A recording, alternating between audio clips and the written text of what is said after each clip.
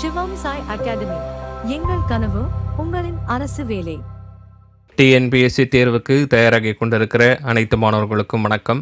இந்த வகுப்பில் தமிழ் புதிய பாடத்திட்டத்தின் அடிப்படையில் அலகு 7இல் குறிப்பிடப்பட்டுள்ள தமிழின் தொன்மை தொடர்பான செய்திகளை விரிவாக பார்க்க போகிறோம். இந்த ஒரு வகுப்பை நீங்கள் பார்த்துட்டாலே போதும். இந்த டாப்பிக்கை தேடி எந்த இடத்துலையுமே நீங்கள் குறிப்புகளை தேடி அலைய தேவையில்லை. வாங்க நேரடியாக வகுப்புக்குள்ளே போகலாம். இப்போ தமிழின் தொன்மையை நாம் நிரூபிக்க வேண்டுமென்றால் அதற்கு நமக்கு நேரடியான சான்றுகள் இல்லை என்பது தான் உண்மை. அப்போ நமக்கு நேரடியான சான்றுகள் இல்லாத போது கிடைக்கப் பெறுகின்ற சான்றுகளை வைத்து நாம் தமிழின் தொன்மையை நிரூபிக்கப் போகிறோம். அந்த சான்றுகளை நம்முடைய புத்தகத்தில் இருக்கக்கூடியதை எடுத்துக்கொண்டு நாம் நிறுவப் போகிறோம். முதலில் நாம் பார்க்க வேண்டிய வரிகள் என்ன அப்படின்னு பார்த்தீங்கன்னா, இந்த உலகத்திலேயே தனக்கு நிகராக மற்றொன்று இல்லாத வகையில் சிறப்பு உடையதாக திகழ்வது இரண்டே மட்டும்தான். ஒன்று கதிரவன் ஞாயிறு, மற்றொன்று தமிழ். அதை தான் தண்டி அலங்காரம் எந்த வரிகளின் மூலமாக குறிப்பிடுகிறது என்றால், ஓங்களிடை வந்து உயர்ந்தோர் தொழ விளங்கி ஏங்குழி ஞாலத்து இருளகற்றும் ஆங்கவற்றுள் மின்னேர் தனியாழி வெங்குதிரோன் ஏனையது தன்னேர் இல்லாத தமிழ். இந்த உலகத்திலேயே மலைகளுக்கு இடையே சூரிய ஒளி பிறக்கிறது. அந்த சூரிய ஒளியை தருகின்ற கதிரவனுக்கு எப்படி நிகராக மற்றொன்று இல்லையோ, அதே போல கதிரவனை போன்றே தமிழுக்கும் தனக்கு நிகராக வேறொரு மொழி இல்லவே இல்லை என்று தண்டி அலங்காரம் குறிப்பிடுகிறது. நம்முடைய பாரதியார் என்னவென்று குறிப்பிடுகிறார்னா, என்று பிறந்தவள் என்று உணராத இயல்பினலாம் எங்கள் தாய். நம்முடைய தமிழ்த்தாய் அவர்கள் எந்த காலகட்டத்தில் பிறந்தார் என்றே சொல்ல முடியாத அளவுக்கு தொன்மை உடையவள் என்று பாரதியார் குறிப்பிடுகிறார். பாரதிதாசன் என்ன குறிப்பிடுகிறார் பாருங்க, திங்களோடும் செழும்பருதி தன்னோடும் விண்ணோடும் உடுக்கலோடும் மங்குகடல் இவற்றோடும் பிறந்த தமிழுடன் பிறந்தோம் நாங்கள் என்று குறிப்பிடுகிறார். சந்திரனோடும் சூரியனோடும் விண்வெளியோடும் மேகங்களோடும் கடலோடும் அவற்றோடு பிறந்தது தமிழ். அந்த தமிழுடன் பிறந்தவர்கள்தான் இந்த தமிழர்கள். நாங்கள் தமிழர்கள் இவ்வளவு பழமையானவர்கள், எங்கள் தமிழ் இவ்வளவு பழமையான மொழி என்று பொருள் தரும் வரிகளை எழுதியவர் யார்னா பாரதிதாசன் அவர்கள். அதையே தான் பாவலரேறு பெருஞ்சித்திரனாரும் குறிப்பிடுகிறார்.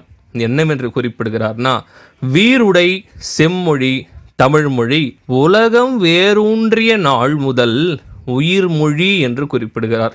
இந்த உலகம் தோன்றிய போதே தமிழ் மொழியும் வேரூன்றி விட்டது என பாவலரேறு பெருஞ்சித்திரனார் குறிப்பிடுகிறார். பல்வேறு புலவர்கள், பல்வேறு மொழியியல் ஆய்வாளர்கள் இதையே தான் குறிப்பிடுகிறார்கள். இந்த உலகத்திலேயே தொன்மையான மொழிகளில் தமிழும் ஒன்று. இன்னும் விளக்கமாக நம்ம அடுத்து பார்க்க போகிறோம். தமிழின் தொன்மையை அறிவதற்கு நேரடியான எழுத்துச் சான்றுகள் எதுவும் இல்லை. இது ரொம்ப ரொம்ப முக்கியமான ஒரு குறிப்பு. நேரடியான எழுத்துச் சான்று எதுவுமே இல்லை, பிற சான்றுகள் தான் இருக்குது. அந்த சான்றுகளை கொண்டுதான் நாம் தமிழின் தொன்மையை நிறுவ முடியும். இந்த உலகத்திலேயே பழமை வாய்ந்த மொழிகள் என்னென்னு பார்த்தீங்கன்னா, வடமொழி, சீனம், ஹீப்ரு, லத்தீன், கிரேக்கம் இவற்றோடு வைத்து எண்ணப்படக்கூடிய பழமையான மொழி எதுனா தமிழ் மொழியும் கூட. ஆனால் இத்தனை மொழிகளில் பல்வேறு மொழிகளில் இலக்கண வளமோ இலக்கிய வளமோ கிடையாது. ஆனால் கிட்டத்தட்ட 2000 ஆண்டுகளுக்கும் மேலாக இலக்கிய இலக்கண வளமோடு இருக்கக்கூடிய ஒரு மொழி எதுனா தமிழ் மொழி தான். அந்த தமிழ் மொழி மட்டும் இல்லை, சீன மொழியும் இலக்கண இலக்கிய வளமையோடு இருக்கிறது. லத்தீன், ஹீப்ரு, கிரேக்கமும் இலக்கண இலக்கிய வளமோடு இருக்கிறது. ஆனால் தற்போதைய காலத்தில் இந்த லத்தீனும் ஹீப்ருவும் வழக்கொழிந்து போய்விட்டது. ஆனால் தமிழ் மொழி மட்டும்தான் நிலைத்து நிற்கிறது. இதிலிருந்து நம்ம என்ன தெரிஞ்சுக்கலாம்னா, பல்வேறு மொழிகள் தொன்மையான மொழிகளாக இருந்திருக்கிறது. 2000 ஆண்டுகளுக்கு மேலாக இலக்கிய இலக்கண வளங்கள் நிறைந்த மொழியாகவும் இருக்கிறது. ஆனால் அந்த மொழிகளில் பல மொழிகள் வழக்கொழிந்து போய்விட்டது. அதில் மிக முக்கியமானது லத்தீனும் ஹீப்ருவும். ஆனால் தமிழ் இன்றளவும் வழக்கத்தில் இருக்கிறது. தமிழ் பல்வேறு காலகட்டங்களை தாண்டி தன்னைத்தானே சீர்மைப்படுத்தி கொண்டு இன்றும் தொன்மையான மொழியாக இருக்கிறது என்பது குறிப்பிடத்தக்கது. அப்படி தமிழ் தொன்மையான மொழியாக இன்றும் நிலைத்து நிற்கிறது என்றால் அதற்கு காரணம் என்னன்னா, ஒரு மொழி நிலைத்து நிற்க என்னென்ன தேவைனா, அந்த மொழி ஆட்சி மொழியாக இருக்க வேண்டும், பேச்சு மொழியாக இருக்க வேண்டும், எழுத்து மொழியாக இருக்க வேண்டும், நீதிமன்ற மொழியாக இருக்க வேண்டும். இவை அனைத்துமாகவே தமிழ் மொழி இருக்கிறது. அதனால்தான் தமிழ் மொழி இன்றும் பழமையான மொழியாக நிலைத்து நிற்கிறது. அது மட்டும் இல்லாமல் மற்றொரு மிக முக்கிய குறிப்பு என்ன சொல்லலாம்னா, தமிழ் என்பது ஒரு மெல்லோசை மொழி. அதனால்தான் இன்றும் அது இளமை மாறாமல் கன்னித்தமிழாய் இருக்கிறது. இந்த பொருளை குறிப்பிட்டு தான் வள்ளலார் ஒரு வரிகளை குறிப்பிட்டார். என்ன சொன்னார்னா, எளிதில் பேசவும் பாடல் எழுதவும் அமைந்த மொழி தமிழ் மொழி. ஏனென்றால் தமிழ் ஒரு மெல்லோசை மொழி, தமிழ் ஒரு இளமை மொழி, தமிழ் ஒரு தொன்மையான மொழி, எளிதில் பேசவும் முடியும் பாடல் எழுதவும் முடியும் என்று வள்ளலார் குறிப்பிட்டது மிக மிக முக்கியமான ஒரு குறிப்பு. இதை ஒரு அறிமுகமாக தான் நம்ம பார்க்குறோம். இப்போ இலக்கிய சான்றுகளில் முதல்ல நம்ம பார்க்க போகிறோம்.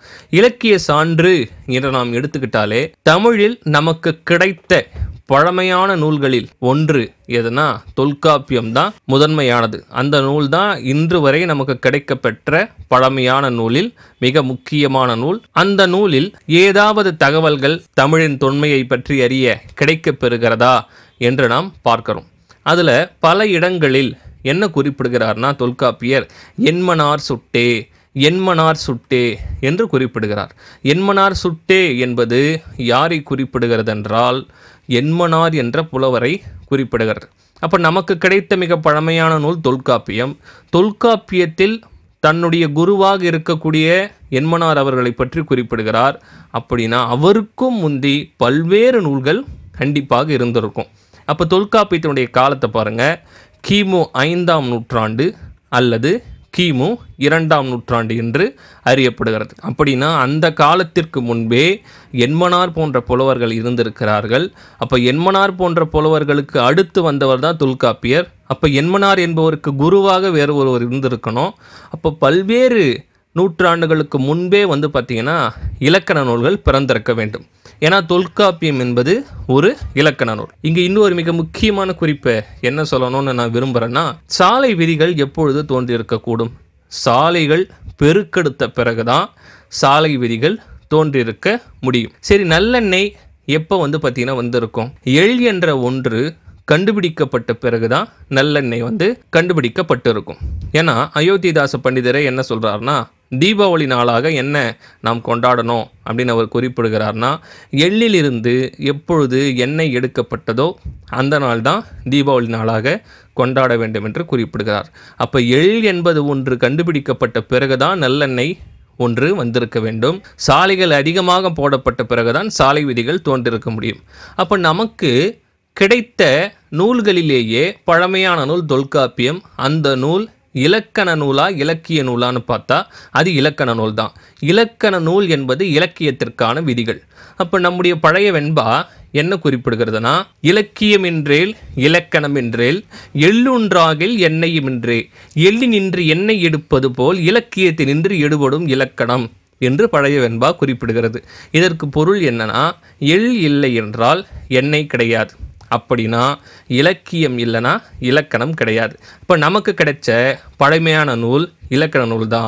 அப்போ இலக்கண நூல் தான் நமக்கு கிடைச்ச பழமையான நூல் தான். அப்போ இலக்கண நூல் தோன்றுவதற்கு காரணமான எவ்வளவு இலக்கிய நூல்கள் தோன்றியிருக்கணும். இப்போ அதற்கான காலம் எல்லாம் நம்மால் கணிக்கவே முடியாது. அதனால்தான் நாம் என்ன சொல்கிறோன்னா, என்று பிறந்தவள் என்று உணராத இயல்பினலாம் எங்கள் தாய் என்று குறிப்பிடுகிறோம். ஏன்னா கிடைச்ச நூல்லே எங்களுக்கு பழமையானது இலக்கணம் தான். அப்போ எவ்வளவு இலக்கிய நூல்கள் தோன்றியிருக்கணும். அந்த இலக்கிய நூல்கள் பல தோன்றிய பிறகுதான் இந்த இலக்கியத்திற்கு ஒரு விதி உருவாக்க வேண்டும் என்று இலக்கண விதிகளை உருவாக்கியிருப்பாங்க. அதன் அடிப்படையில் தான் இலக்கண நூல்கள் தோன்றியிருக்க வேண்டும். அப்படி பார்த்தீங்கன்னா நம்முடைய தமிழ் மொழி எவ்வளவு பழமையான மொழியாக இருந்திருக்கும் என்று உங்களுக்கு புரிந்து கொள்ள முடியும். தொல்காப்பியத்தின் காலம் என்னவென்று நாம் குறிப்பிடுகிறோம்னா, கிமு 5ஆம் நூற்றாண்டு அல்லது கிமு 2ஆம் நூற்றாண்டு என்று குறிப்பிடுகிறோம். சங்க நூல்களுக்கு முன்பே தோன்றிய நூலாக அறியப்படுவதும் தொல்காப்பியம். தொல்காப்பியத்தில் சுட்டப்படும் புலவருடைய பெயர் என்மனார் புலவர். தொல்காப்பியத்தில் குறிப்பிடப்பட்டிருக்கிற மிக முக்கியமான ஒரு வரி என்னன்னா, எல்லா சொல்லும் பொருள் குறித்தனவே. இப்போ உங்களுக்கு புரிஞ்சிருக்கும் தொல்காப்பியம் என்பது ஒரு பிற சான்று தமிழின் தொன்மையை அறிவதற்கு. அடுத்த சான்று என்ன பார்க்க போறோம்னா, மருவு. மருவு என்பது என்ன? காலப்போக்கில் இருந்த ஒரு சொல்லோ ஒரு ஊர் பெயரோ காலப்போக்கில் சிதைந்து காலத்திற்கு ஏற்றாற்போல் மருவி வருவது தான் மருவு. அப்போ பல ஆண்டு காலம், பல நூற்றாண்டு காலம் ஒரு சொல் இருந்திருக்க வேண்டும். அது கால வெள்ளத்திற்கு ஏற்ப மாறி தான் என்னவா மாறி இருக்கணும், மருவி வந்திருக்க வேண்டும். இதிலிருந்தே நாம் என்ன அறியலாம்னா, தமிழில் ஏகப்பட்ட மருவுச் சொற்கள் இருக்கிறது. ஏகப்பட்ட மருவுச் சொற்கள் இருக்கிறது என்றால் பல நூற்றாண்டுகளுக்கு முன்பே அந்த சொற்கள் என்னவாக இருக்க வேண்டும், தோன்றி இருக்க வேண்டும். அப்போ கால ஓட்டத்தில் பழக்கத்தில் இருக்கும் நீண்ட சொற்கள் தான் மருவி வருகிறது. அதை தான் நாம் மருவு என்று அழைக்கிறோம். தமிழில் இலக்கண நூல்கள் மருவி வரும் பெயர்களை மருவு என குறிப்பிடுகிறது. இந்த மருவி வருகின்ற மருவு பெயர்களும் தமிழின் தொன்மையை நிறுவுவதற்கான ஒரு சான்றாக எடுத்துக்கொள்ளப்படுகிறது. எடுத்துக்காட்டுக்கு பாருங்க, அருமருந்து அன்னப்பிள்ளை என்பதுதான் தற்போது அருமந்த பிள்ளை என்று மருவி வந்திருக்கிறது. பூ இருந்த வள்ளி, லட்சுமி இருந்த ஊர், அதை தான் தற்போது பூந்தமல்லி என்று நாம் குறிப்பிடுகிறோம். பல்வேறு காலங்களுக்கு முன்பே, பல்வேறு நூற்றாண்டுகளுக்கு முன்பே பல சொற்கள் பல பெயர்கள் பிறந்து விட்டது. தற்போது காலப்போக்கில் அது மருவி வந்திருக்கிறது. இதுவும் தமிழின் தொன்மையை நிறுவக்கூடிய ஒரு சான்று தான். அடுத்து பாருங்க, பல பொருள் தரும் ஒரு சொல், ஒரு பொருள் தரும் பல சொல், ஒரு எழுத்து ஒரு மொழி, இவை அனைத்துமே தமிழினுடைய தொன்மையை நிறுவக்கூடிய ஒரு மிக மிக முக்கியமான சான்று தான். காரணம் என்னன்னா, காலம் செல்ல செல்ல தான் ஒரு பொருள் தரும் பல சொல்லோ பல பொருள் தரும் ஒரு சொல்லோ உருவாக வாய்ப்பு இருக்கிறது. அதே போல ஓர் எழுத்து ஒரு மொழியும் உருவாக வாய்ப்பு இருக்கிறது. இப்ப இதை பற்றி என்ன குறிப்பிடுகிறாங்கன்னா, பல பொருள் குறித்த ஒரு சொல், ஒரு பொருள் குறித்த பல சொல் ஒரு மொழியில் உருவாவதற்கு நீண்ட காலம் ஆகும். இதை பற்றி யார் குறிப்பிட்டிருக்கிறாங்கன்னா, தொல்காப்பியர் குறிப்பிடுகிறார். எந்த இயல்னா, உரியியல் என்பதில் குறிப்பிடுகிறார். அப்போ தொல்காப்பியத்தில் உரியியல்லே ஒரு பொருள் குறித்த பல சொல்லும் பல பொருள் குறித்த ஒரு சொல்லும் குறிப்பிட்டுட்டாங்கன்னா, இப்போ அதற்கு முன்பே எவ்வளவு இலக்கண இலக்கிய செறிவோடு தமிழ் இருந்திருக்க வேண்டும் என்பது உங்களுக்கு புரிய வரும். ஏன்னா தமிழில் சொல் என்பதற்கு என்ன பொருளும் இருக்குன்னா, நெல் எனவும் பொருள் இருக்கிறது. அதிலிருந்து தான் என்ன பிறந்தது, சொன்றி சோறு என்ற சொற்கள் பிறந்தது. அதே போல மொழி என்பதற்கும் என்ன பொருள் இருக்குன்னா, சொல் என்றும் ஒரு பொருள் இருக்கிறது. இந்த மொழியவே நாம் எத்தனை வகையாக பிரிக்கிறோம்னா, 3 வகையாக பிரிக்கிறோம். ஓரெழுத்து ஒரு மொழி, ஈரெழுத்து மொழி, 2ற்கும் மேற்பட்ட எழுத்துக்கள் கொண்ட மொழி என 3 வகையாக பிரிக்கிறோம். இந்த நெட்டெழுத்துக்கள் 7ம் ஓரெழுத்து ஒரு மொழி என்று குறிப்பிட்டவர் யாருன்னா தொல்காப்பியர். 7 ஓரெழுத்து ஒரு மொழியை தான் குறிப்பிடுகிறார். அதிலும் அவர் என்ன குறிப்பிடுகிறார்னா, குற்றெழுத்து ஒன்று தனித்து நின்று சொல்லாவது இல்லை என்றே குறிப்பிடுகிறார். குற்றெழுத்து 5ம் மொழி நிறைவு இலவே, குற்றெழுத்து ஓரெழுத்து ஒரு மொழியாக வரவே வராது என்று தொல்காப்பியர் குறிப்பிடுகிறார். ஆனால் அதற்கு பின் வந்த நன்னூலை இயற்றிய பவணந்தி முனிவர் என்ன குறிப்பிடுகிறார்னா, ஓரெழுத்து ஒரு மொழி 42 என குறிப்பிடுகிறார். அந்த 42ஐயுமே நீங்கள் இலக்கண அடிப்படையில் பொருளை வச்சு நீங்கள் பார்த்துக்கணும். ஆனால் தொன்மை அடிப்படையில் ஒவ்வொரு தலைப்பிலையும் எத்தனை ஓரெழுத்து ஒரு மொழி இருக்குன்னு நீங்கள் பார்த்துக்கணும். பாருங்கள், உயிரெழுத்தில் மொத்தம் 6 இருக்கிறது.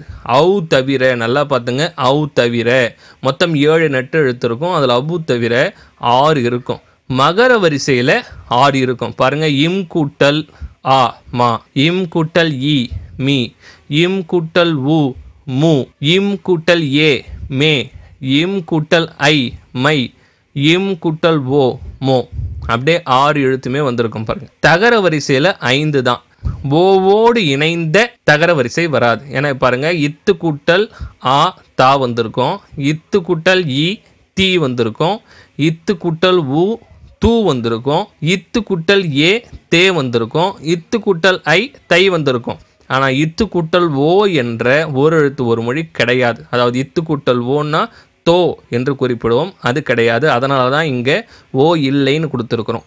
அதே போல் பகர வரிசை, பகர வரிசையில் 5 எழுத்து இருக்கிறது, ஈயோடு இணைந்த சொல் இல்லை. நகர வரிசையில் 5 எழுத்து இருக்கிறது. ஊ என்ற எழுத்தோடு சேர்ந்த சொல் இல்லை. ககர வரிசையில் 4 இருக்கிறது. இ ஏ என்ற எழுத்தோடு இணைந்த சொல் கிடையாது. ஓர் எழுத்து ஒரு மொழி கிடையாது. சகர வரிசையில் 4 தான் இருக்கிறது. உ ஐ என்ற எழுத்தோடு இணைந்த ஓரெழுத்து ஒரு மொழி கிடையாது. வகர வரிசையில் 4 எழுத்து.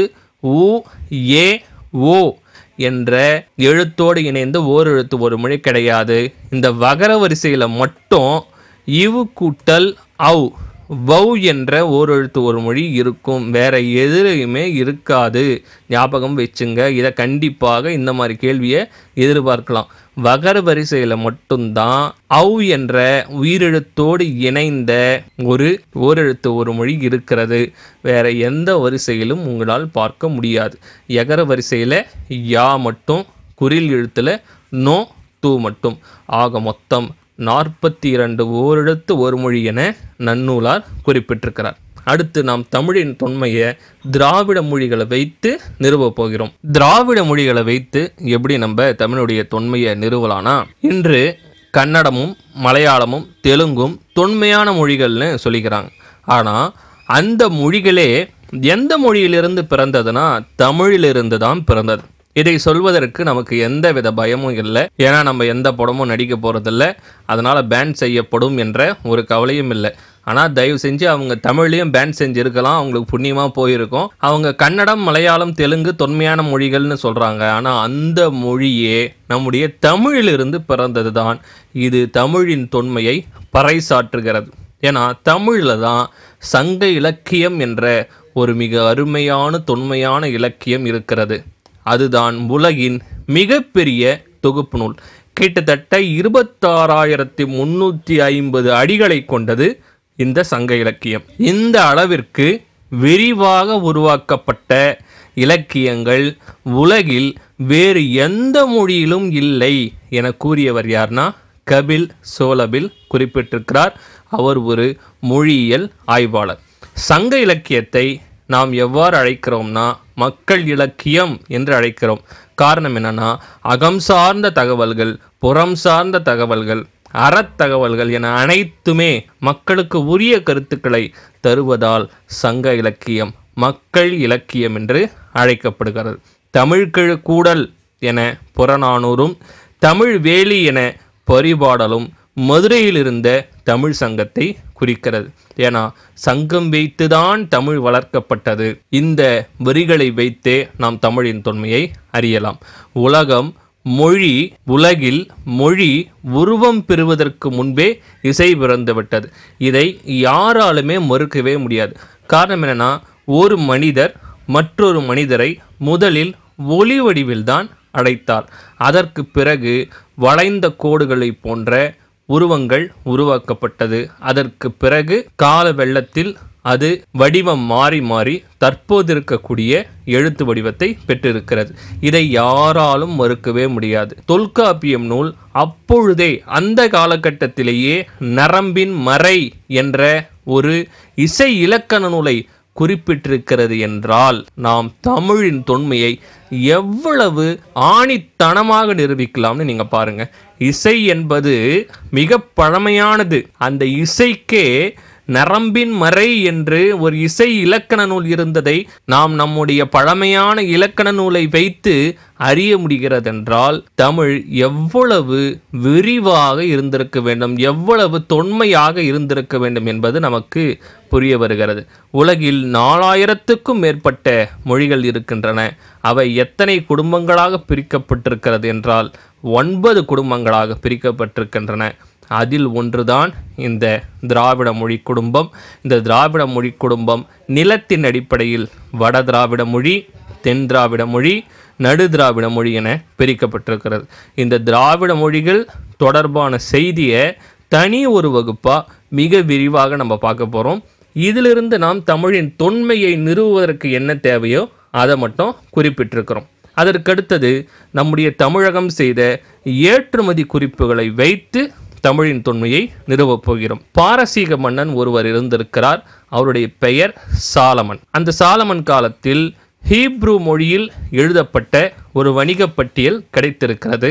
அந்த பட்டியலில் துகி என்ற சொல் பல இடங்களில் இடம்பெற்றிருக்கிறது. துகி என்றால் துகில் என்று தமிழில் இருக்கக்கூடிய சொல்லை குறிப்பிடுகிறது. துகில் என்றால் மயிலின் தோகை. அப்படின்னா தமிழில் இருக்கக்கூடிய வணிகர்கள் பாரசீக மன்னன் சாலமனுக்கு மயில் தொகையை ஏற்றுமதி செய்திருக்கிறார்கள் என்பது இதன் மூலம் உறுதியாகிறது. அப்போ பாரசீக மன்னனுடைய காலத்தை பாருங்க. கிமு 1000, கிமு 10ஆம் நூற்றாண்டு, கிறிஸ்து பிறப்பதற்கு 1000 ஆண்டுகளுக்கு முன்பே, அதாவது கிட்டத்தட்ட இன்றிலிருந்து கணக்கெடுத்தால் 3000 ஆண்டுகளுக்கு முன்பு நம்முடைய தமிழ் வணிகர்கள் பாரசீகத்தில் இருக்கக்கூடிய சாலமன் என்ற மன்னனுக்கு மயில் தொகையை ஏற்றுமதி செய்திருக்கிறார்கள் என்றால் எவ்வளவு தொன்மை உடையதாக நம்முடைய தமிழும் தமிழர்களும் இருந்திருப்பார்கள். இதன் மூலம் நாம் என்ன அறிகிறோம்னா, கிட்டத்தட்ட 3000 ஆண்டுகளுக்கு முன்பே தமிழ் பேசும் தமிழர்கள் அயல் நாட்டுடன் வாணிக தொடர்பு கொண்டிருந்தனர். மயில் தொகை மட்டுமல்லாமல் யானை தந்தம், குரங்குகள் ஆகியவற்றையும் அனுப்பியுள்ளனர் என்பது இதன் மூலம் தெரிய வருகிறது. அந்த வணிக பட்டியலில் என்னென்ன குறிப்பிட்டிருக்கு பாருங்க. துகி, அகலத், கபீம் என்று குறிப்பிடப்பட்டிருக்கிறது. துகினா தோகை, அகலத்னா அகில், கபீம்னா கவி, கவினா குரங்கை குறிப்பிடுகிறது. இவை எல்லாமே நாம் பாரசீகத்திற்கு 3000 ஆண்டுகளுக்கு முன்பே ஏற்றுமதி செய்திருக்கிறோம். இப்போ வெளிநாட்டார் குறிப்புகளை நம்ம பார்க்க போகிறோம். வெளிநாட்டவர்கள் தமிழின் தொன்மையை நிறுவுவதற்கு என்னென்ன குறிப்புகளை விட்டு சென்றிருக்கிறார்கள். கிபி 1ஆம் நூற்றாண்டில் வாழ்ந்த பிளினி, தாலமி, பெரிப்ளஸ் ஆகிய கிரேக்க நிலநூல் ஆசிரியர்கள் தமிழில் உள்ள ஊர் பெயர்களை கீழ்கண்டவாறு குறித்துள்ளனர். தமிழில் உள்ள உயிர் பெயர்களை எப்படி குறிப்பிட்டிருக்கிறாங்கன்னா, உரையுரை, ஓர் தொர என குறிப்பிட்டிருக்கிறார்கள். பொதிகை மலையை பெத்திகோ என குறிப்பிட்டிருக்கிறார்கள். கொற்கையை கொல்கோய் என குறிப்பிட்டிருக்கிறார்கள். கிட்டத்தட்ட 2000 ஆண்டுகளுக்கு முன்பு வாழ்ந்த, கிபி 1ஆம் நூற்றாண்டுனா 2000 ஆண்டுகள் என்று எடுத்துக்கொள்ளலாம். 2000 ஆண்டுகளுக்கு முன்பு வாழ்ந்த பயணிகள் தமிழ் ஊர்களை பற்றி குறிப்பிட்டிருப்பது மிகவும் சிறப்புமிக்க ஒரு ஆவணமாக பார்க்கப்படுகிறது. அது மட்டும் இல்லாமல் தாலமி என்ன செய்கிறார்னா, தன்னுடைய குறிப்புகளில் ஊர் என முடியும் 23 இடப்பெயர்களை குறிப்பிட்டிருக்கிறார். இன்னும் காலம் கடந்து நம்ம வந்தால் கிட்டத்தட்ட ஒரு 500 ஆண்டுகளுக்கு முன் என்ன நிகழ்ந்திருக்கிறதுனா, போர்ச்சுகீசிய நாட்டின் தலைநகர் லிசுவனில் 1554 கார்டிலோ என்ற ஒரு நூல் முதலாக தமிழ் மொழியில் மொழிபெயர்க்கப்பட்டிருக்கிறது. ரோமன் வரிவடிவில் வெளிவந்த அந்நூலின் பெயர் கார்டிலா டி லிங்கோவா தமிழ்இ போர்ச்சுகுயேஸ் என பெயரிடப்பட்டுள்ளது. அந்த காலத்திலேயே இந்த நூல் 2 வண்ணங்களில் அச்சிடப்பட்டு வெளியாகி இருக்கிறது. இந்திய மொழிகளிலேயே கிட்டத்தட்ட 500 ஆண்டுகளுக்கு முன்பே மேலை நாட்டு எழுத்துருவில் அச்சேரிய முதல் மொழி எதுனா தமிழ் மொழி தான். அப்போ 3000 ஆண்டுகளுக்கு முன்பே ஏற்றுமதி செய்கிறோம். 2000 ஆண்டுகளுக்கு முன்பே வெளிநாட்டவர் குறிப்புகளில் நம்முடைய ஊர் பெயர்கள் இருக்கிறது. 500 ஆண்டுகளுக்கு முன்பும் வெளிநாடுகளில் அச்சேரிய முதல் இந்திய மொழியாக தமிழ் மொழி தான் இருக்கிறது. இவ்வளவு சான்றுகளின் மூலம் நாம் தமிழின் தொன்மையை அறியலாம். இதனால தான் என்ன சொல்கிறார்னா, தேவநேய பாவனார் 16 செவ்வியல் தன்மைகளை கொண்டது தமிழ் மொழி, அதுவே நம்முடைய நன்மொழி என்று தேவநேய பாவனார் குறிப்பிடுகிறார். அடுத்தது தமிழ் செம்மொழி பற்றிய குறிப்புகளை பார்க்க போகிறோம். ஒரு மொழி செம்மொழியாக அறிவிக்கப்பட வேண்டும் என்றால் அது தொன்மையான இலக்கண இலக்கிய வளமுடைய மொழியாக இருக்க வேண்டும். செம்மொழி என்றால் செம்மையான மொழி, செந்தமிழ் என்றாலும் செம்மையான தமிழ், இரண்டுமே ஒரே சொல்லாடல் தான். அங்கு மொழி என்று குறிப்பிடுகிறோம், இங்கு தமிழ் என்று குறிப்பிடுகிறோம். அப்போ அந்த செந்தமிழ் என்ற சொல் எந்த நூலில் முதல்ல இடம்பெற்றிருக்குன்னா, தொல்காப்பியத்திலேயே செந்தமிழ் என்ற சொல் இடம்பெற்றிருக்கிறது. அப்பொழுதே செம்மையான மொழியாக தமிழ் இருந்திருக்கிறது. செந்தமிழ் இலக்கண நெறிப்படி அமைந்த சொல் தொடரைத்தான் நாம் செந்தமிழ் என்று குறிப்பிடுகிறோம். இலக்கணம் எப்படியெல்லாம் ஒரு சொல் இருக்க வேண்டும் என்று குறிப்பிடுகிறதோ, இலக்கணம் எப்படியெல்லாம் ஒரு தொடர் இருக்க வேண்டும் என்று குறிப்பிடுகிறதோ, அதன் அடிப்படையில் ஒரு சொல்லோ தொடரோ அமைந்தால் அது செந்தமிழ் என்று குறிப்பிடப்படுகிறது. ஆனால் இலக்கண நெறியில் இருந்து சிதைந்து ஒரு சொல் இருந்தால், இலக்கண நெறியிலிருந்து சிதைந்து ஒரு தொடர் இருந்தால் அது கொடுந்தமிழ் என்று குறிப்பிடப்படுகிறது.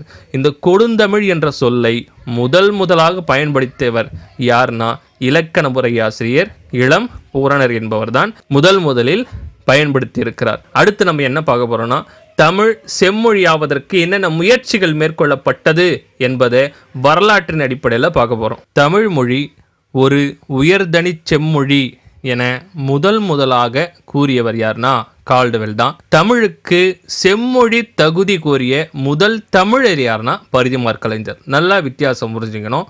தமிழ் மொழி ஓர் உயர்தனி செம்மொழி என முதலில் கூறியவர் கால்டுவெல் வரலாற்றின் அடிப்படையில். ஆனால் அதே தமிழுக்கு செம்மொழி தகுதி கோரிய முதல் தமிழர் யார் என்றால் பரிதிமாற் கலைஞர் தான்.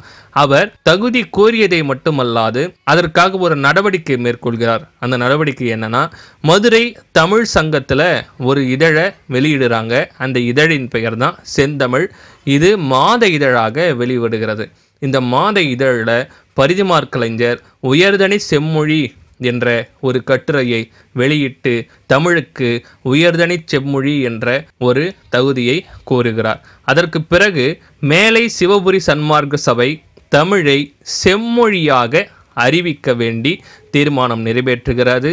அது மட்டும் இல்லாமல் சைவ சித்தாந்த மாநாட்டிலும் தமிழை செம்மொழியாக அறிவிக்க வேண்டி தீர்மானம் நிறைவேற்றப்படுகிறது. கரந்தை தமிழ்ச்சங்கம் மூலம் தமிழை செம்மொழியாக அறிவிக்க தீர்மானம் நிறைவேற்றி விழிப்புணர்வை ஏற்படுத்தியவர் யார்னா தமிழ் வேள் உமா மகேஸ்வரனார் என்பவர்தான். தமிழை செம்மொழியாக அறிவிக்க தீர்மானம் நிறைவேற்றி விழிப்புணர்வை ஏற்படுத்தியவர். அந்த தமிழ்வேல் உமா மகேஸ்வரனாரோடு தொடர்புடைய சங்கம் என்னன்னா கரந்தை தமிழ் சங்கம். தமிழின் செம்மொழி தகுதிகளை சான்றுகளோடு எடுத்துக்காட்டோடு விளக்கியவர் யாருன்னா தேவனையப்பாவனார். இது மிக மிக முக்கியமானது. தமிழ் மொழி செம்மொழியாக அறிவிக்கப்படுவதற்கான தகுதிகளை வரையறுத்து விரிவாக ஆய்வு செய்தவர் மணவை முஸ்தபா மற்றும் அவரோடு சேர்ந்த மொழியியல் அறிஞர்கள். தமிழ் செம்மொழி குறித்த வரலாற்று சிந்தனையை தூண்டியவர் ஆறு அழகப்பன் அவர்கள். அது மட்டும் இல்லாமல் மிக முக்கியமான இந்த கருத்தை நீங்கள் கண்டிப்பாக பார்க்கணும். பேராசிரியர் மறைமலை இலக்குவனார். மறைமலை அடிகளும் கிடையாது, சி இலக்குவனாரும் கிடையாது. இவர் வேறு ஒருவர். அவருடைய பெயரே மறைமலை இலக்குவனார் தான். அவர் கேட்டுக்கொண்டதற்கு இணங்க தமிழின் செம்மொழி தகுதி பற்றிய அறிக்கையை கட்டுரை வடிவில் மத்திய அரசுக்கே தெரிவித்தவர் யாருன்னா பேராசிரியர் ஜார்ஜ் எல் ஹார்ட் அவர்கள். இவர் திருக்குறளோடு தொடர்புபடுவார். அதை நம்ம திருக்குறள் வகுப்பில் பார்த்துருப்போம். அப்போ பேராசிரியர் மறைமலை இலக்குவனார் தான் என்ன செய்கிறார்னா பேராசிரியர் ஜார்ஜ் எல் ஹார்ட் அவர்களை கேட்டுக்கொள்கிறார். என்னவென்று கேட்டுக்கொள்கிறார்னா, தமிழ் செம்மொழி தகுதி பற்றி நீங்கள் அறிக்கையை எழுதி மத்திய அரசிற்கு சமர்ப்பிக்க வேண்டும் என்று ஒரு வேண்டுகோள் வைக்கிறார். அந்த வேண்டுகோளுக்கு இணங்க அறிக்கையை கட்டுரை வடிவில் மத்திய அரசுக்கு தெரிவித்தவர் ஜார்ஜ் எல் ஹார்ட். இந்தியாவிலேயே முதலாக ஒரு மொழி செம்மொழி தகுதி பெற்றது என்றால் அது தமிழ் மொழிதான். இதிலிருந்தே நாம் தெரிந்து கொள்ளலாம், இந்தியாவில் இருக்கக்கூடிய எல்லா மொழிகளிலேயுமே செம்மொழி தகுதி பெற்ற முதல் மொழியும் தமிழ் மொழிதான், பிறந்த மொழியும் தமிழ் மொழிதான், தொன்மை வாய்ந்த மொழியும் தமிழ் மொழிதான். இதை நாம் உறக்கச் சொல்ல வேண்டும், இதை நாம் உறக்கச் சொல்ல வேண்டும், எல்லா திசைகளிலும் உறக்கச் சொல்ல வேண்டும். இதை கண்டிப்பாக நாம் செய்தே ஆக வேண்டும். 2004ஆம் ஆண்டு நம்முடைய தமிழ் மொழி செம்மொழியாக அறிவிக்கப்பட்டது. உலகத்திலேயே ஒரு மொழிக்காக உலக மாநாடு நடத்திய முதல் நாடு எதுனா மலேசியா தான். மலேசியா நாடு தான் ஒரு மொழிக்காக உலக மாநாடு நடத்தியது. அந்த மாநாட்டுக்குரிய முதல் மொழியும் எந்த மொழினா தமிழ் மொழி தான். இதை குறிப்பிட்டவர் யார்னா பன்மொழி புலவர் கா அப்பாத்துரையார். புத்தக குறிப்பு கேட்பதற்கு வாய்ப்பு அதிகம். சரி, ஒரு மொழி செம்மொழியாக வேண்டுமென்றால் என்னென்ன தகுதிகள் வேண்டும்? அந்த மொழி தொன்மையாக இருக்க வேண்டும். அப்போ செம்மொழி என்று நாம் அறிவித்ததிலிருந்தே நாம் எதை நிறுவலாம்? தமிழ் ஒரு தொன்மையான மொழி என்பதை நிறுவலாம் அல்லவா? ஒரு மொழி செம்மொழியாக வேண்டும் என்றால் அந்த மொழி தொன்மையாக இருக்க வேண்டும், பிறமொழி தாக்கம் இல்லாமல் இருக்க வேண்டும், தாய்மை மொழியாக இருக்க வேண்டும், தனித்தன்மையோடு விளங்க வேண்டும், இலக்கிய வளமும் இலக்கண சிறப்பும் இருக்க வேண்டும், பொதுமை பண்பு இருக்க வேண்டும், நடுவு நிலைமையோடு இருக்க வேண்டும், பண்பாடுகளை பட்டறிவு மற்றும் நிலைப்பாட்டோடு இருக்க வேண்டும், உயர் சிந்தனைகளை தர வேண்டும், கலை இலக்கிய தனித்தன்மை வெளிப்பாடு இருக்க வேண்டும், மொழி கோட்பாடு இருக்க வேண்டும். இந்த 11 செம்மொழி தகுதிகளையும் வரையறுத்தவர் யார்னா மணவை முஸ்தபா அவர்கள்தான். தமிழ் செம்மொழி என நிறுவுவதற்கு பல்வேறு நூல்கள் துணை புரிந்திருக்கிறது. அது என்னென்ன நூல்னு பாருங்க. திராவிட மொழிகளின் ஒப்பிலக்கணம், இதை எழுதியவர் டாக்டர் கால்டுவெல் 1856 ஆங்கிலத்தில் எழுதுகிறார். அதற்கடுத்தது சங்க இலக்கியங்கள் செவ்வியல் இலக்கியங்களே, இந்த நூலின் ஆசிரியர் முனைவர் ச. அகத்தியலிங்கம். இவர்தான் மொழிகளின் காட்சி சாலை என இந்தியாவை குறிப்பிட்டார். செந்தமிழ் என்ற நூலை எழுதியவர் முனைவர் பொற்கோ. உள்ளும் புறமும் என்ற நூலை எழுதியவர் மணவை முஸ்தபா. தமிழின் செம்மொழி தகுதிகள் என்ற நூலை எழுதியவரும் மணவை முஸ்தபா. தமிழ் செம்மொழி ஏன் எதற்கு என்ற நூலை எழுதியவர் முனைவர் பாலசுப்பிரமணியன். தமிழ் செம்மொழி ஆவணம் என்ற நூலை எழுதியவர் பேராசிரியர் சாலினி இளந்திரியன். சாலை இளந்திரியனுடைய மனைவி அவர்தான் சாலினி இளந்திரியன். செம்மொழி வரலாற்றில் சில செப்பேடுகள், இதை எழுதியவர் முன்னாள் தமிழக முதலமைச்சர் கலைஞர் கருணாநிதி அவர்கள். இந்த நூல் தமிழ் செம்மொழி என நிறுவுவதற்கு உதவி புரிந்த நூல்களாக கருதப்படுகிறது. அடுத்து நம்ம என்ன பார்க்க போகிறோம்னா, முதல் உலகத்தமிழ் செம்மொழி மாநாட்டு தகவல்களை பார்த்துட்டா இந்த செம்மொழி தொடர்பான தகவல்கள் முழுமை பெறும்.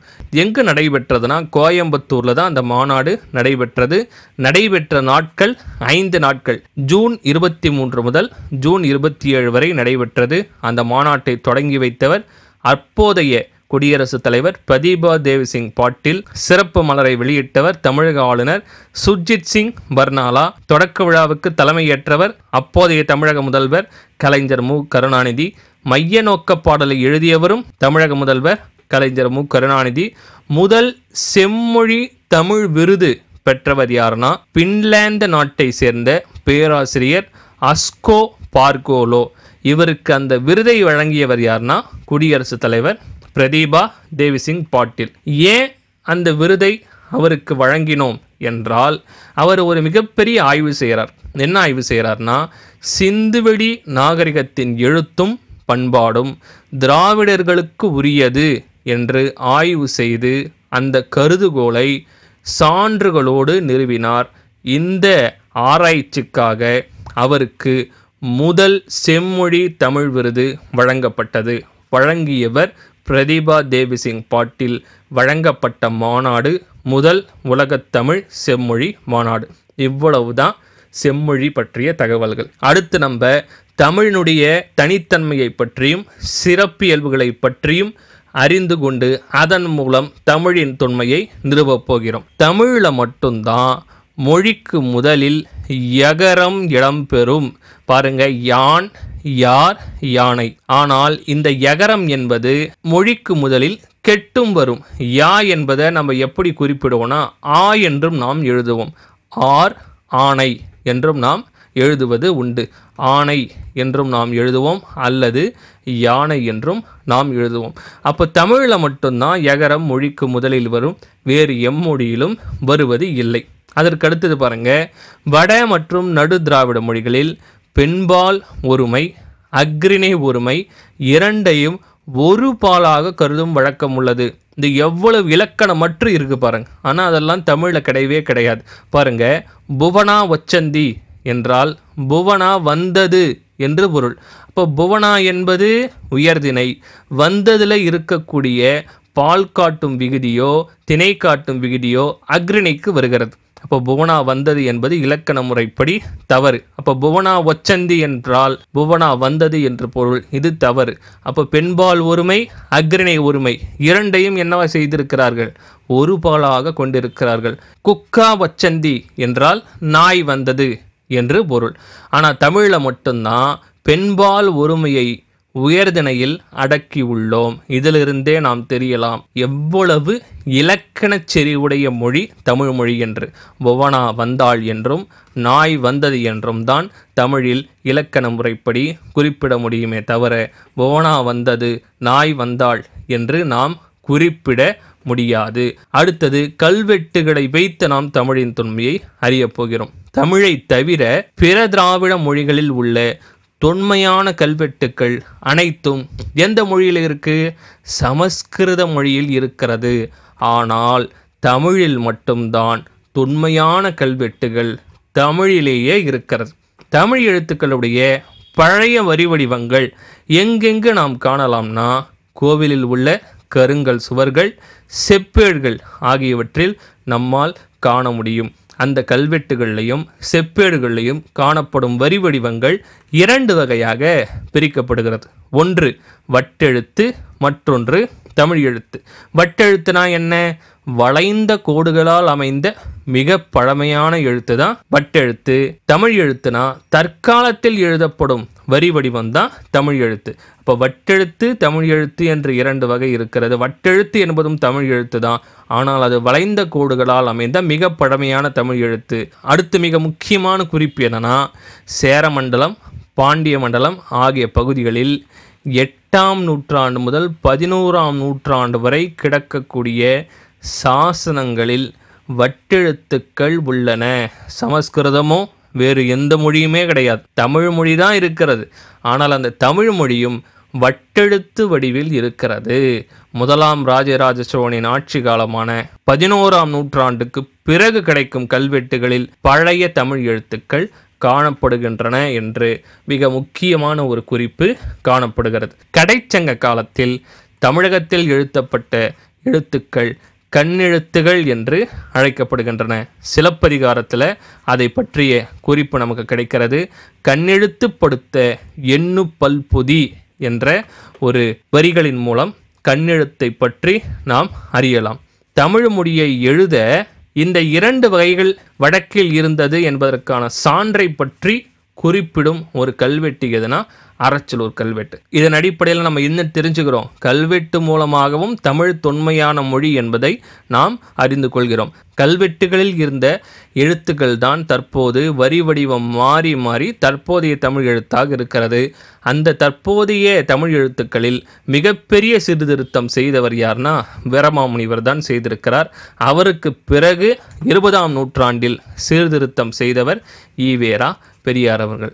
இவ்வளவுதான் கல்வெட்டு மூலம் நாம் தமிழின் தொன்மையை நிறுவக்கூடிய குறிப்புகள். நம்முடைய பள்ளி பாட புத்தகத்தில் இருக்கக்கூடிய குறிப்புகளை மட்டும்தான் கொடுத்துருக்கிறேன். அடுத்தது பொருள் இலக்கணம். இந்த உலகத்திலேயே பொருளுக்கு இலக்கணத்தை குறிப்பிட்ட ஒரு மொழி எங்குமே கிடையாது, தமிழ் மட்டும்தான் இருக்கிறது. பிற திராவிட மொழிகள் மட்டுமல்லாமல், மறுபடியும் சொல்கிறேன், பிற திராவிட மொழிகள் மட்டுமல்லாமல் பிற உலக மொழிகளில் கூட எதிலும் இல்லாத பொருள் இலக்கணம் தமிழில் மட்டுமே இருக்கிறது.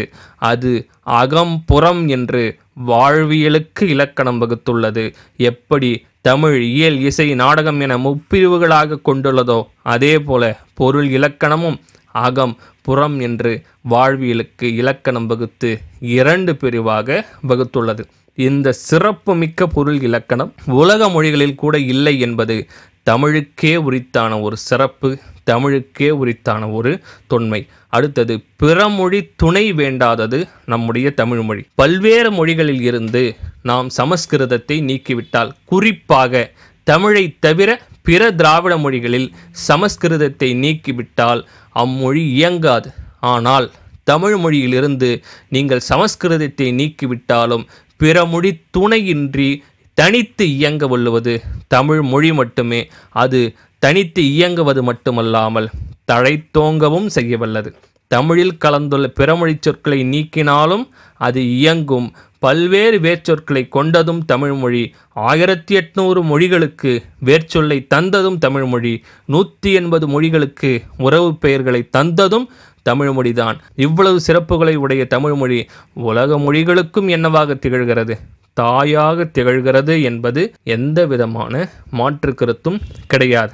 கன்னடம், தெலுங்கு, மலையாளம், துளு போன்ற மொழிகளுக்கும் தாயாக விளங்கும் மொழி நம்முடைய தமிழ் மொழிதான். இதை ஒவ்வொருவரும் தைரியமாக உறக்கச் சொல்ல வேண்டும். அடுத்தது பாருங்க, பேச்சு மொழி இலக்கிய மொழி வேறுபாடு. இதனை வைத்து நாம் தமிழின் தொன்மையை எப்படி நிறுவ முடியும் என்றால், பிற திராவிட மொழிகளில் பேச்சு மொழிக்கும் இலக்கிய மொழிக்கும் சிறிதளவு மாறுபாடு தான் இருக்கிறது. ஆனால் தமிழில் இலக்கிய மொழிக்கும் பேச்சு மொழிக்கும் மிக அதிக அளவில் வேறுபாடு காணப்படுகிறது. இதற்கு காரணம் என்னன்னா, எப்பொழுதுமே ஒரு மொழி முதலில் பேச்சு மொழியாகத்தான் இருக்கும். பிறகுதான் இலக்கிய வடிவம் பெறும். இலக்கிய வடிவத்திற்கு பிறகுதான் இலக்கணங்கள் தோன்றும்.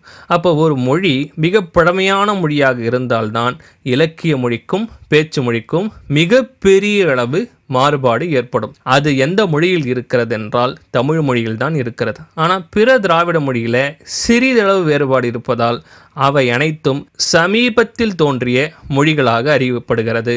எனவே தமிழ் மொழி பிற திராவிட மொழிகளை விட மிக தொன்மையான மொழி என்பது இதன் மூலம் நாம் அறியலாம். மொழியின் உயிர் நாடியாக விளங்குவது எதுனா பேச்சு மொழிதான். மனிதர்களின் சிந்தனைகள் காலம் கடந்து வாழ்வதற்கு காரணமாவது எதுனா எழுத்து மொழி. சொல்லை ஒலிப்பதில் ஏற்படும் ஏற்ற இறக்கத்தால் என்ன ஏற்படும்னா பொருள் வேறுபடும். இதெல்லாம் புத்தகத்தில் இருக்கக்கூடிய குறிப்பு, அதனால் உங்களுக்கு கொடுத்துருக்கிறேன். மொழியின் உயிர் நாடி எதுன்னு கேட்பாங்க, பேச்சு மொழி. மனிதர்களின் சிந்தனைகள் காலம் கடந்து வாழ காரணமாவது எந்த மொழின்னு கேட்பாங்க, எழுத்து மொழி. சொல்லை ஒலிப்பதில் ஏற்படும் ஏற்ற இறக்கத்தால் பொருள் வேறுபடும் என்பது கூற்று சரியா தவறானா சரிதான். இதன் அடிப்படையில் மு. வரதராசனான் அவர்கள் என்ன வரிகளை எழுதுகிறார்னா, பேசப்படுவதும் கேட்கப்படுவதுமே உண்மையான மொழி, எழுதப்படுவதும் படிக்கப்படுவதும் அடுத்த நிலையில் வைத்து கருதப்படும் மொழி. அப்போ நல்லா பார்த்துங்க, முதலில் ஒரு மொழி உயிரோடு இருக்க வேண்டுமென்றால் அதற்கு பேச்சு மொழி தான் மிக முக்கியம். அதற்கு அடுத்த நிலையில் வைத்து கருதப்பட வேண்டிய மொழி தான் எழுதப்படுகின்ற மொழி, படிக்கப்படுகின்ற மொழி. இவையே அன்றி வேறு வகை மொழி நிலைகளும் உண்டு. எண்ணப்படுவதும் நினைக்கப்படுவதும் கனவு காணப்படுவதும் மொழியே என குறிப்பிட்டவர் மு. வரதராசனார். பேச்சு மொழியினுடைய சிறப்பு கூறுகள் என்னன்னா, பேசப்படும் சொற்கள், பேசுபவரின் உடல் மொழி, ஒலிப்பதில் ஏற்படும் ஏற்ற இறக்கம், இவை அனைத்துமே பேச்சு மொழியினுடைய சிறப்புகளாக நாம் அறிகிறோம். நன்னூலும் அதைத்தான் குறிப்பிடுகிறது. எடுத்தல், படுத்தல், நலிதல், உழப்பில் திருவும் தத்தமிழ் சிறிது உளவாகும் என்று நன்னூல் குறிப்பிடுகிறது. அது மட்டும் இல்லாமல் தமிழ் எவ்வளவு ஒரு இலக்கணத்தோடு செறிவோடு இருக்கக்கூடிய மொழினா, தமிழில் காரண பெயர் தான் அதிகம், இடுகுறி பெயர் மிக மிக குறைவு. தமிழர்கள் ஒன்றை பெயர் சொல்லி அழைக்கிறார்கள் என்றால் அதற்கான காரணத்தை தெரிந்து கொண்டு அந்த காரணத்தோடு இருக்கக்கூடிய ஒரு பெயரைத்தான் அதிகப்படியாக வைத்திருக்கிறார்கள். எனவே தமிழில் காரண பெயர்கள் அதிகம், இடுகுறி பெயர்கள் மிக மிக குறைவு. அம்மையப்பன் என்பது நாஞ்சில் நாட்டு தமிழ் சொற்கள். நாஞ்சில் நாடு என்றால் குமரி நாடு. தமிழில் இருக்கக்கூடிய மற்றும் ஒரு சிறப்பு என்னன்னா, கலிப்பா முதலான செய்யுள் வகைகள் வேறு எந்த மொழியிலும் காணப்படுவதில்லை, தமிழில்தான் காணப்படுகிறது. வட்டார மொழியை பற்றி அடுத்து நம்ம பார்க்க போகிறோம். ஒரு மொழியின் மாறுபடும் வெவ்வேறு வடிவங்கள் தான் வட்டார மொழி. சென்னையில் தமிழ் மொழி தான் இருக்கிறது, திருநெல்வேலியில் தமிழ் மொழி தான் இருக்கிறது, மதுரையில் தமிழ் மொழி தான் இருக்கிறது, காரைக்குடியிலும் தமிழ் மொழி தான் இருக்கிறது. ஆனால் அந்த மொழியினுடைய வடிவங்கள், பேசுகின்ற வடிவங்கள் வெவ்வேறு வகையாக இருக்கிறது. அதை தான் நாம் வட்டார மொழி என்கிறோம். இப்போ பேச்சு மொழி என்றால் உலக வழக்கு, எழுத்து மொழி என்றால் இலக்கிய வழக்கு. இந்த பேச்சு மொழிக்கும் எழுத்து மொழிக்கும் இடையே பெரிய அளவில் வேறுபாடு இருந்தால் அது இரட்டை வழக்கு மொழி. அப்போ முன்பே சொன்ன தமிழ் மொழியில் பேச்சு மொழிக்கும் எழுத்து மொழிக்கும் மிகப்பெரிய அளவில் வேறுபாடு இருக்கிறதுன்னு சொன்னேன். அப்போ தமிழ் என்பதும் ஒரு இரட்டை வழக்கு மொழிதான். தொல்காப்பியர் இரட்டை வழக்கு மொழியினுடைய வகையை எவ்வாறு குறிப்பிடுகிறார் என்றால், உலக வழக்கு, செய்யுள் வழக்கு என குறிப்பிடுகிறார். ஒரு மொழி உயிர்ப்போடு இருக்க வேண்டுமென்றால் அதற்கு என்ன தேவை? அந்த மொழி பேச்சு மொழியாக இருக்க வேண்டும். ஒரு மொழி காலம் கடந்து வாழ வேண்டுமென்றால் அந்த மொழி எழுத்து மொழியாக இருக்க வேண்டும். அந்த இரண்டுமாக தமிழ் இருக்கிறது. ஆட்சி மொழியாக இருக்கிறது, பேச்சு மொழியாக இருக்கிறது, எழுத்து மொழியாக இருக்கிறது, நீதிமன்ற மொழியாக இருக்கிறது. அதனால்தான் தமிழ் இன்றளவும் நிலைத்து நிற்கிறது. அடுத்தது அடிப்படை சொற்களை பார்க்க போகிறோம். இந்த அடிப்படை சொற்களின் மூலமாக தமிழினுடைய தொன்மையை நாம் எளிமையாக நிறுவலாம். எப்படின்னா, தமிழில் வாழும் இடத்தை குறிக்கும் சொற்கள் என்னென்ன இருக்குது? வீடுன்னு நம்ம சொல்லுவோம், மனைன்னு நம்ம சொல்லுவோம், இல் என்று சொல்லுவோம். முதல்ல மூல மொழி எதுனா நம்முடைய தமிழ் மொழி தான். அந்த தமிழிலிருந்து பிறந்தது தான் தெலுங்கு, தமிழிலிருந்து பிறந்தது தான் கன்னடம். அதனால தான் தெலுங்குல இல் என்று குறிப்பிடுகிறார்கள், வாழும் இடத்தை கன்னடத்தில் மனை என்று குறிப்பிடுகிறார்கள். இந்த இரண்டுக்குமே அடிப்படை சொல் எதுனா நம்முடைய தமிழ் மொழி கொடுத்தது தான். இப்போ இதன் மூலமாக நாம் என்ன தெரிஞ்சிருக்கலாம்னா, திராவிட மொழிகளில் தமிழ் மட்டும் பிற திராவிட மொழிகளின் அடிப்படை சொற்களை தன்னகத்தே கொண்டு விளங்குகிறது. அப்போ நம்முடைய மொழியிலிருந்து தான் அடிப்படை சொற்களை கொண்டு பிற மொழிகள் இயங்குகிறது என்பதில் இருந்து நாம் தமிழின் தொன்மையை எளிமையாக நிறுவலாம். அடுத்தது சொல்வளம் தொடர்பான விஷயங்களை பார்க்க போகிறோம். திராவிட மொழிகளில் அதிக சொல்வளம் மிக்க மொழி எதுனா தமிழ் மொழி தான். ஏன்னா ஒரு பொருள் குறித்த பல சொல் இருக்கும், பல பொருள் குறித்த ஒரு சொல் இருக்கும். அது மட்டும் இல்லாமல் ஒரு எழுத்து ஒரு மொழி இருக்கும். அந்த பல பொருள் குறித்த ஒரு சொல்லுக்கு ஒரு எடுத்துக்காட்டு புத்தகத்தில் என்ன கொடுக்குறாங்கன்னா, மா என்றால் மரம், விலங்கு, பெரிய, திருமகள், அழகு, அறிவு, அழகு, அழைத்தல், துகள், மேன்மை, வயல், வண்டு. இவை அனைத்துமே மா என்ற ஒரே ஒரு ஓரெழுத்து ஒரு மொழி தரக்கூடிய பல சொற்கள். இப்போ ஒரு பொருள் குறித்த பல சொற்களும் தமிழில் உண்டு, பல பொருள் குறித்த ஒரு சொல்லும் தமிழில் உண்டு, ஓரெழுத்து ஒரு மொழியும் உண்டு. எனவே சொல்வளம் மிக்க மொழி தமிழ் மொழி. ஒரு மொழி சொல்வளம் மிக்கு இருக்க வேண்டுமென்றால் அது கண்டிப்பாக தொன்மை மொழியாக மட்டும்தான் இருக்க வேண்டும். அந்த சொல்வளங்களை பற்றி அடுத்து நாம் பார்க்க போகிறோம். புத்தகத்தில் இருக்கக்கூடியது மட்டும். தமிழ் என்ற சொல் முதல்ல எந்த இலக்கியத்தில் ஆளப்படுகிறது என்றால் தொல்காப்பியத்தில் ஆளப்படுகிறது. மேற்கோள் பாருங்க, தமிழன் கிளவியும் அதனோடற்றே என்று குறிப்பிட்டிருக்கிறார். தமிழ்நாடு என்ற சொல் முதலில் எந்த இலக்கியத்தில் குறிப்பிடப்பட்டிருக்குன்னா சிலப்பதிகாரத்தில் வஞ்சி காண்டத்தில் குறிப்பிடப்பட்டிருக்கு. அதனுடைய மேற்கோள் பாருங்க, எமிழ்கடல் வேலியை தமிழ்நாடு ஆக்கிய என்பது அந்த வரி. தமிழன் என்ற சொல் முதலில் ஆளப்படும் இலக்கியம் பாருங்க, அப்பருடைய தேவாரம். ஆரியன் கண்டாய், தமிழன் கண்டாய், அண்ணாமலையம் அண்ணல் கண்டாய் என்று குறிப்பிடுகிறார். இப்போ தமிழன் என்ற சொல் முதலில் அப்பர் தேவாரத்தில் தான் குறிப்பிடப்பட்டிருக்கு. கிட்டத்தட்ட 2000 ஆண்டுகளாக தமிழில் வழக்கத்தில் இருக்கக்கூடிய சொற்கள் எந்தெந்த நூலில் இடம்பெற்றிருக்கிறதுன்னு பாருங்க. உழவர் என்ற சொல் நற்றிணையில் இடம்பெற்றிருக்கிறது. உழவர்கள் என்றாலே நெல் திணையத்தானே செய்வாங்க. அப்போ நற்றிணை என்றால் நம் நல் கூட்டல் திணைன்னு பிரிப்போம், அதை நெல் கூட்டல் திணைன்னு ஞாபகம் வச்சுங்க. உழவர் என்றால் நெல்லையும் திணையையும் விளைவிப்பார்கள். அந்த சொல் இடம்பெற்ற நூல் நற்றிணை. அடுத்தது மீன், பாம்பு, முதலை, செய் என்ற சொல் எந்த நூலில் இடம்பெற்றிருக்குன்னா குறுந்தொகை. மீன், பாம்பு, முதலை இதை அனைத்துமே என்ன செய்யலாம், குறுமா செய்யலாம் என்று ஞாபகம் வைத்துக் கொள்ளுங்க. நகைச்சுவைக்காக ஞாபகம் வைத்துக் கொள்வதற்காக மட்டும்தான் குறிப்பிட்டிருக்கிறேன். அடுத்தது வேளாண்மை என்பது ஒரு மிகப்பெரிய ஒரு தொழில். அந்த வேளாண்மை செய்தால்தான் நாம் என்ன சாப்பிட முடியும், களி சாப்பிட முடியும். இப்போ களித்தொகை என்று ஞாபகம் வைத்துக் கொள்ளுங்கள். வெள்ளம் 10 நாள் தொடர்ச்சியாக 10 சென்டிமீட்டர் மழை பெய்தால் என்ன ஏற்படும், வெள்ளம் ஏற்படும். அப்போ 10 நாள் 10 சென்டிமீட்டர் வெள்ளம் ஏற்படும். 18 ஞாபகம் வச்சுங்க. அடுத்தது கோடை மருந்து என்றாலே உள்ளுக்கு சாப்பிடுவது தான், உள் என்றாலே அகம்தான். அப்போ அகநானூறு என்று ஞாபகம் வைத்து கொள்ளுங்கள். அடுத்தது பெரும்பானற்றுப்படை பாப்பா என்று ஞாபகம் வைத்து கொள்ளுங்கள். அரசு, திருக்குறள் இந்த 3ஐ மட்டும் நீங்கள் கொஞ்சம் ஞாபகம் வச்சுக்கணும். அரசு என்ற சொல் இடம்பெற்றுள்ள இலக்கியம் திருக்குறள். மகிழ்ச்சி, திருக்குறள் படித்தாலும் மகிழ்ச்சி, தொல்காப்பியம் படித்தாலும் மகிழ்ச்சி. ஏன் தொல்காப்பியம் படித்தல் மகிழ்ச்சினா, நம்முடைய தமிழ் மொழியிலேயே நமக்கு கிடைத்த நூல்களில் பழமையான நூல் தொல்காப்பியம்.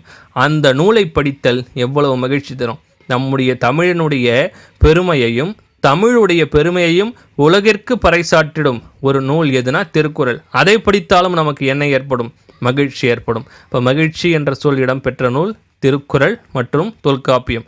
உலகம் என்ற சொல் இடம்பெற்றது திருமுருகாற்றுப்படை, தொல்காப்பியம். முருகா அப்படின்னு நம்ம இந்த உலகத்திலிருந்து வேண்டுகிறோம். என்னை காப்பாற்றப்பா தமிழ் கடவுளே முருகா என்று நாம் வேண்டுகிறோம். இந்த உலகத்தில் இருக்கக்கூடிய எல்லா உயிர்களையும் காப்பாற்று என்று வேண்டுகிறோம். இப்போ திருமுருகாற்றுப்படையில் தான் உலகம் என்ற சொல் இருக்கிறது. தொல்காப்பியத்திலும் உலகம் என்ற சொல் இருக்கிறது. அதற்கடுத்தது தொல்காப்பியத்தில் வேறு என்னென்ன சொல் இருக்குன்னா, அன்பு, உயிர், ஊர், செல், புகழ், ஒழி, முடி இந்த சொல் எல்லாம் தொல்காப்பியத்தில் ஆளப்பட்டிருக்கிறது 2000 ஆண்டுகளுக்கு முன்பே. இவ்வளவு சொல் வளம் மிக்க மொழியாக நம்முடைய தமிழ் மொழி இருக்கிறது என்பது குறிப்பிடத்தக்கது. மேலும் சில தகவலில் நம்ம அடுத்து என்ன பார்க்க போகிறோம்னா, இது ரொம்ப ரொம்ப முக்கியமான விஷயம். பாருங்கள், தமிழில் எத்தனை திணை இருக்குன்னா 2 வகை திணை இருக்கிறது. ஒன்று உயர்திணை, மற்றொன்று அக்ரிணை. அந்த அக்ரிணைக்கு என்ன பொருள்னா உயர்வு அல்லாத திணை என்று பொருள். அல் கூட்டல் திணை அக்ரிணை. இப்போ உயர்வு அல்லாத திணை என்று பொருள். ஒரு பொருளின் பல நிலைகளுக்கும் வெவ்வேறு பெயர் சூட்டுவது தமிழ் மொழியின் சிறப்பு. ஏன்னா பூ இருக்கிறது, ஆனால் பூ மொத்தம் 7 நிலைகளை உடையது. முதலில் அரும்பும், பிறகு மொட்டு விடும், அதற்கடுத்த நிலை முகை, அதற்கடுத்தது தான் மலர், இதுதான் கொய்யக்கூடிய நிலை. அதற்கடுத்தது அலர், அதற்கடுத்தது வி, அதற்கடுத்தது செம்மல். இப்படி பொருளினுடைய பல்வேறு நிலைகளுக்கும் பெயர் இருக்கக்கூடிய ஒரு மொழி என்றால் அது தமிழ் மொழி தான். அவ்வளவு சிறப்பு மிக்க மொழி நம்முடைய தமிழ் மொழி. அதே போல் தாவரத்தினுடைய இலைக்கு எப்படியெல்லாம் பெயர் வைத்திருக்கிறாங்க பாருங்கள். ஆலமரத்தில் இருந்தால்தான் அதற்கு பேர் இலை, அரச மரத்தில் இருந்தாலும் இலை, மாமரத்தில் இருந்தாலும் இலை, பலாமரத்தில் இருந்தாலும் இலை, வாழையில் இருந்தாலும் இலை. அதுவே அகத்தியில் இருந்தால் கீரை, பசலையில் இருந்தால் கீரை, முருங்கை மரத்தில் இருந்தாலும் கீரை தான். அருகில் இருந்தால் புல், கோரையில் இருந்தாலும் புல், நெல் தாள், வரகு தாள், மல்லி தழை, பாட்டிக்கல்லில் இருந்தால் மடல், தாழையில் இருந்தாலும் மடல், கரும்பில் இருந்தால் தோகை, நாணலில் இருந்தாலும் தோகை, பனையில் இருந்தால் ஓலை, தென்னையில் இருந்தாலும் ஓலை, கமுகில் இருந்தால் கூந்தல். இப்படி தாவரத்திலேயே இலைக்கு பல்வேறு பெயரை சூட்டியவர்கள் தமிழர்கள். அவ்வளவு சிறப்பு மிக்கது நம்முடைய தமிழ்மொழி. இந்த தமிழின் தொன்மை தொடர்புடைய பிற கூற்றுகளை பார்த்துட்டோன்னா இந்த டாபிக் முழுமையாக முடிஞ்சிடும். பாருங்கள், திருந்திய பண்பும் சீர்த்த நாகரிகமும் பொருந்திய தூய மொழி தமிழ் என்று குறிப்பிட்டவர் யார்னா பரிதிமாற் கலைஞர். தமிழ்மொழி அழகான சித்திர வேலைப்பாடு அமைந்த வெள்ளித்தட்டு, தமிழை வெள்ளித்தட்டு என்று குறிப்பிட்டு விட்டார். அந்த வெள்ளித்தட்டில் வைக்கப்பட்டுள்ள தங்க ஆப்பிள் திருக்குறள் தமிழ் என்னை ஈர்த்தது, குரலோ என்னை இழுத்தது என்று குறிப்பிட்டவர் டாக்டர் கிரவுல். தமிழ் பிறமொழி துணையின்றி தனித்து இயங்குவது மட்டுமல்ல, தழைத்தோங்கவும் செய்யும் என்று குறிப்பிட்டவர் கால்டுவெல். தமிழ் இலக்கணம் படிக்க படிக்க விருப்பத்தை உண்டாக்கும் என்று குறிப்பிட்டவர் கெல்லட். மொழிப்பற்றுள்ள ஒருவனே மொழியை வளர்ப்பான், அதன் இனத்தை பண்பாட்டை காப்பான் என்று குறிப்பிட்டவர் இரா இளங்குமரனார். யாமறிந்த மொழிகளிலே தமிழ்மொழி போல் இனிதாவது எங்கும் காணோம் என்று குறிப்பிட்டவர் பாரதியார். அதையேதான் இந்த வகுப்பின் முடிவாக நானும் குறிப்பிடுகிறேன். யாமறிந்த மொழிகளிலேயே, உலக மொழிகளிலேயே தமிழ் மொழி போல் இனிதாவது எங்கும் காணோம் என்று கூறி இந்த வகுப்பை முடிக்கிறேன். பல்வேறு குறிப்புகளின் மூலமாக நாம் தமிழின் தொன்மையை அறிந்திருக்கிறோம். இந்த ஒரு வகுப்பை நீங்கள் பார்த்துட்டாலே போதும், தமிழின் தொன்மை தொடர்பான அனைத்து குறிப்புகளுமே இதிலேயே உங்களுக்கு அடங்கிவிடும். கவனமாக கவனித்து குறிப்பை எடுத்துங்க. கண்டிப்பாக ஒரு கேள்வி இந்த வகுப்பிலிருந்து நாம் எதிர்பார்க்கலாம். திராவிட மொழி தொடர்பான செய்தியையும் தனி ஒரு வகுப்பாக உங்களுக்கு வழங்கப் போகிறேன். இந்த வகுப்பை முழுவதுமாக முடித்திருந்தீர்கள் என்றால் கிளாஸ் ஃபினிஷ்ட் அப்படின்னு நீங்கள் கமெண்ட் பண்ணிட்டு போங்க. அடுத்த ஒரு மிக முக்கிய வகுப்பில் நான் உங்களை சந்திக்கிறேன். நன்றி, வணக்கம்.